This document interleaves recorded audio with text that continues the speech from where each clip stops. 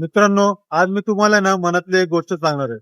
कारण की मी कोणाला घाबरत नाही खरं बोलायला. हे व्हिडिओ थोडस मोठं होणार आहे. पूर्ण व्हिडिओ नक्की बघा. 2 वर्ष झाले, 3 वर्ष पुण्यातल्या रस्त्याची एवढी बेकार अवस्था होती ना. आता इलेक्शन म्हणून चालू आहे काम रस्त्याचं. पण एवढी बेकार अवस्था होती ना, काय सांगायचं तुम्हाला. बघा गाडीची हालत बघा. दिसतंय का शॉक ऑब्झर? वर्षात मी एकदा टाकले शॉक ऑब्झर, परत खराब झाले. 1200 रुपयाला एक शॉक ऑब्झर आहे. विचार करा, 2 शॉक ऑब्झर 2400 ला. हे मागचं तर सोडा, पुढचं बघा, मी 2च महिने झाले टाकून. बघा, नवीनच आहे.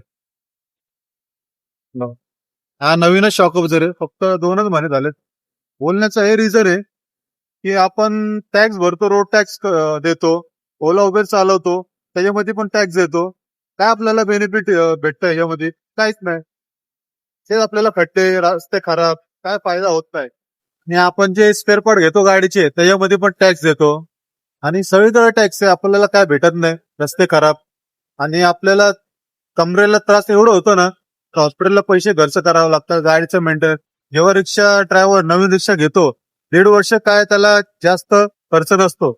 जेव्हा 1.5 वर्षानंतर जेव्हा मेंटेनन्स चालू होतं ना, त्याला मग मग त्याला माहित पडतं की त्याला हप्ता भरायचा की गाडीचं मेंटेनन्स करायचं.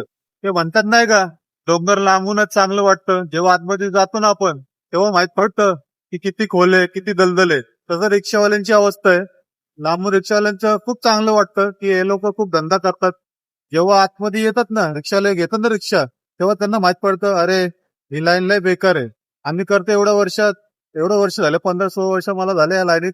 मला माहिती आहे काय अवस्था आहे. तर तुम्हाला माझा हा व्हिडिओ ब्लॉग चांगला वाटला असेल तर प्लीज लाईक करा, शेअर करा, आणि इंस्टाग्राम वरती फॉलो करा आणि सबस्क्राईब करा माझ्या युट्यूब चॅनलला. Thank you very much.